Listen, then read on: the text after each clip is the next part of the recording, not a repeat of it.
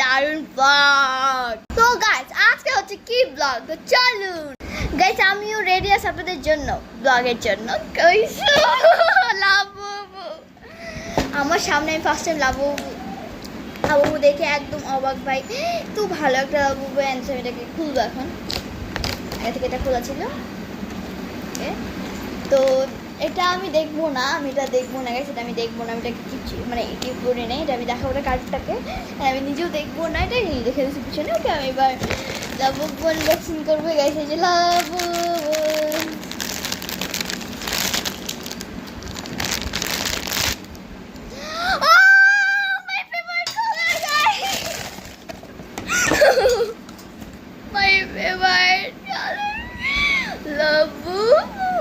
কার্ডটাও দেখি, আমার সাথে পিছনে দেখে বুঝে গেছিলাম যে লাবু এই কালারটা হয়ে যাচ্ছে আমাকে।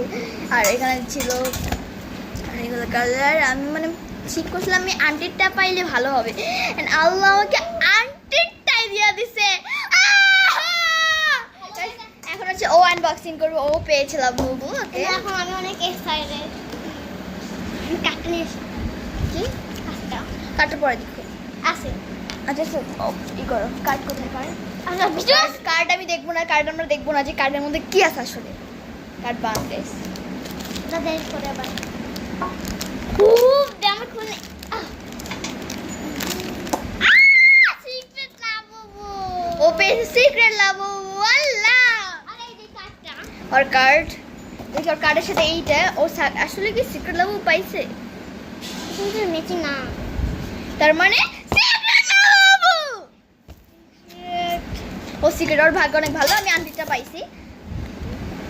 আমাকে আমার সেটা ড্রিম ছিল, কারণ আমি আন্টিটা পাইছি, আমার ড্রিম। বুঝুন ম্যাচিং। আর আমি না, আমি তো সিক্রেট লাবু। এটা নিয়ে আমি কোথায় যাব? ওকে আমি ফেলে দিব রান্না দিয়ে। হালকা আমি ফেলে দেবো না, আমার ফেলবে তোমার বাচ্চা। তো আমি কি ফেলতে হ্যালো গাইস মন খাবো যদি ফেলে দেয় আমার ফেলবে, ওকে আমি ফেলতে পারবো। আমি জানতাম না যে এরকম একটা কালার পাবো আমি।